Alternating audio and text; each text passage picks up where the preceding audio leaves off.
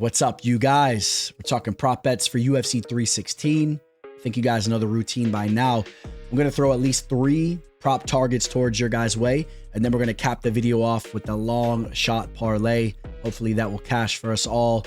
We'll be swimming in some money. And I just got to let you guys know real quick, I have an 8-unit max play locked in for the event. So if anybody wants that play, or if you want my entire slate for the card, you guys know you could email me or shoot me a DM on IG. I'll give you further details there. But besides that, we're going to talk some action right here. So let's get right into it. The teller. The first thing we'll do is slide over to the flyweight division, where we have a ranked matchup between Bruno Silva and Joshua Van. For those of you guys that don't know, I've been very pleased with what we've seen from Van since he joined the UFC, especially when you take into account that he's just 23 years old. I think that he has an extremely high ceiling. I love the volume that he puts out. Now, you take a look at his 13 victories. The majority of them do come by way of KO, right? 6 of them. But take a look since he's joined the UFC, with a good amount of victories that he has already. He just has that 1 KO victory against Felipe Bunes. Okay, besides that, decision victories over Kevin Borjas, Edgar Chairez, Cody Durden, recently Reyes Sayura. Okay, I do look at him as more of a decision type of fighter. And when you take a look at the volume that he puts out, landing 8.1 strikes per minute, there is a correlation to him kind of looking to just touch you up rather than to really sit on his strikes and try to flatline you. Okay, so when it goes to the judges' scorecards, it's really going to help him win a lot of decisions. But I don't know, at least as far as in the near future, if he's going to be a fighter that's a bona fide knockout artist or a fight finisher, even though he still has high-level striking. I will note, I understand that Van has been finished in both of his 2 losses.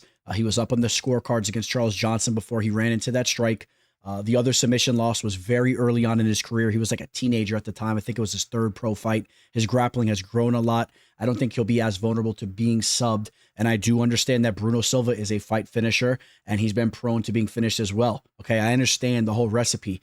Okay, with that being said, I expect Van to be a step ahead in this fight, and I expect him to continue to do what he has been doing in the octagon, which is pushing the volume and en route winning a decision victory. I think he wins a decision victory. I don't think he gets Silva out of there. I was there live for Silva's last fight. He was finished by Manel Kape, but Kape is, he can knock you out. He's a little bit more proven as a fight finisher. And so we slide over to what we're talking about here, and I'm looking at the fight to go the distance at -125. Basically, almost even odds here, and that will eventually get us to some steep plus action. I'm going to give you guys some solid plus action here in a second, but I want to kick things off with more of a down the middle type of line. I think that this fight will make it to the final bell.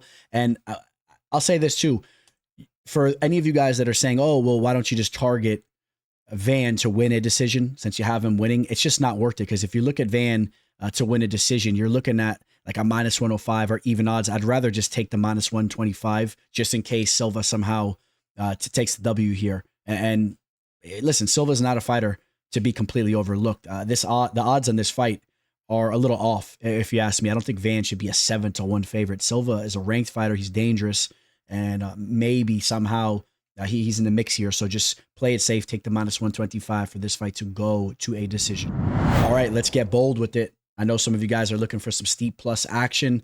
Apache Mix makes his UFC debut. I know a lot of you guys are already pretty well versed with what he brings to the table. High level grappling. He's extremely dangerous with his back take.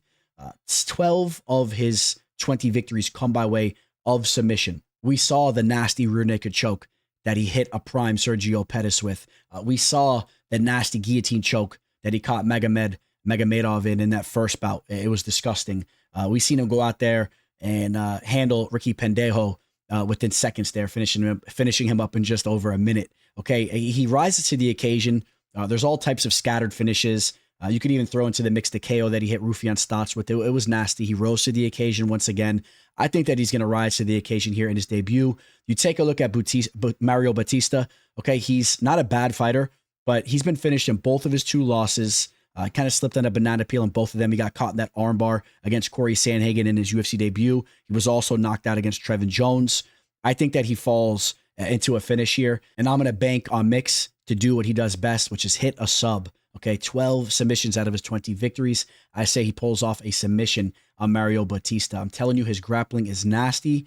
If Batista looks to pressure and mix in the takedown attempts like he usually does, he usually likes to keep the opposition honest. I could easily see him getting a neck snatched or just falling into Mix's grasp. And from there, Mix could look to mix it up.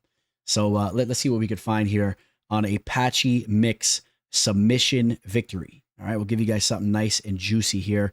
You could take the fight to end in a submission at plus 265, but not even going to go that route. I'm targeting Mix to win this specifically, which you can catch right around a plus 300. Now, we talked about a decision. We talked about a submission. What do you guys think is coming your way next? All right, it seems only fitting that we throw a little knockout in the mix. Kelvin Gastelum has never been KO'd. And for those of you guys that caught my full prediction video, I kind of misspoke in the video. I was trying to elaborate on the fact that he's never been finished via strikes. I understand he's been subbed a couple of times. Chris Weidman caught him in an arm triangle choke. Jack Hermanson caught him in a heel hook.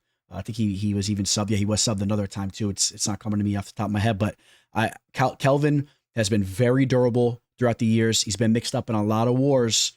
Okay, he's fighting a big boy here. Pyfer has 9 knockouts out of his 13 victories. He hits like a Mack truck. I think that he's very live to land a knockout here. Everyone wants to put him under a magnifying glass based off the Jack Hermanson loss. I'm just going to harp on that here for 2 seconds. I think that was the first time he ever went 5 rounds. It was a huge step up for him as far as a 25-minute fight against a proven veteran. He won those first 2 rounds. He fatigued in the fight, and it cost him late. All right, let's not forget the damage he was inflicting early on in that fight. He is extremely dangerous. He's well-rounded, and I think that he's going to land. I think that it's possible. It's likely he can land a knockout against Kelvin. And per what kind of value we could find out here, I think that it's kind of fun to talk about, and maybe it's a potential play that you want to look at.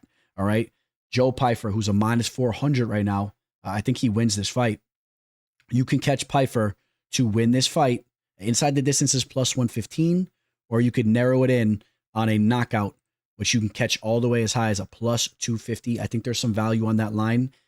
It's what he goes out there and looks to do. He's going to be massive in comparison to Gastelum, and we have seen Gastelum wobbled a little bit and sat down. I know he always pushes through it, but every dog has their day. I say Pyfer, coming off the Montezuma's revenge, goes in there and gets a nasty finish on old Kelvin. And now it's time for the long shot parlay. It's time to get our hands dirty here. You guys know what we're looking to do. We're looking to get up in the plus 1000s, help you guys cash a big ticket where you could set up a little vacation, a little summer vacay after it hits. So we're going to kick this thing off. We're going to start throwing some wild legs up in here. We're going to throw Kong Wang right up here with the minus 590. The line's extremely high. We don't care. A lot of action has came in on her. We got to get the legs going here. Now, you guys know this card is filled with heavy favorites, so we'll see how that plays out. I'm definitely throwing in my boy Salkild. Yeah, this dude looks nasty, and I just don't think Yanal Ashmos is as good as he's getting credit for, which I put an asterisk next to that because he's coming in as a massive underdog, but I see people talking about how he's very live to win the fight, and he usually looks to implement safe tactics to try to get a W, but I think Quillen is just going to go out there and get the job done, so we'll use that as a leg. Let's keep it going. We're going to throw another high leg. We're going to parlay this whole card up. Ju Song Yo. I had somebody email me trying to help me on the pronunciation there, so I kind of just threw that out there. Hopefully, I know I at least got the first 2 better than when I did the full prediction video, but I'm taking the Korean. We're going to throw him in the mix here. All right, we got to get some closer odds to juice this thing up, and we'll throw Pyfer in the mix. We're not going to sleep on Pyfer. We're going to throw Apache mix at minus 185. We got to make something happen here, boys, because we're only at a plus 211. I think you guys know what we got to do. We got to start throwing in some dog odds up in the mix here. And I think the move to make is to throw Vicente Luque at plus 230. He's got to use grappling tactics. He's got to get Holland down to the mat. He could strike as well, but it's all going to depend on the health of Luque. It's a risky leg, but if we're going to get it up in the plus 1000s, that's what we got to do.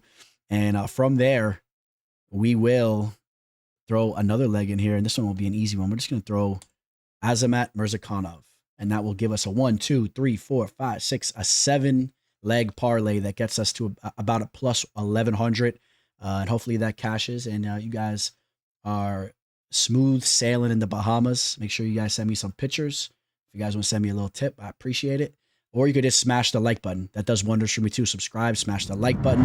But no matter if you do or you don't, you know I just appreciate you guys stopping by and watching the video at the very least. Don't forget, if anybody wants those official plays that I'm targeting, my big ones, my 8-unit maxer, reach out to me. And I'll also give that special promo where if you sign up through my referral link to Bovada, I will give you the entire card for free and you'll get an added bonus to your account. So reach out to me if you're interested there. I hope you guys all have a great week. You definitely will be catching more of me. Make sure you're following me on IG. Okay, that's where it's at, guys. I'm going to have the skits going. I'll definitely have some funny content coming your guys' way. I'll catch you guys soon. Signing out. Teller.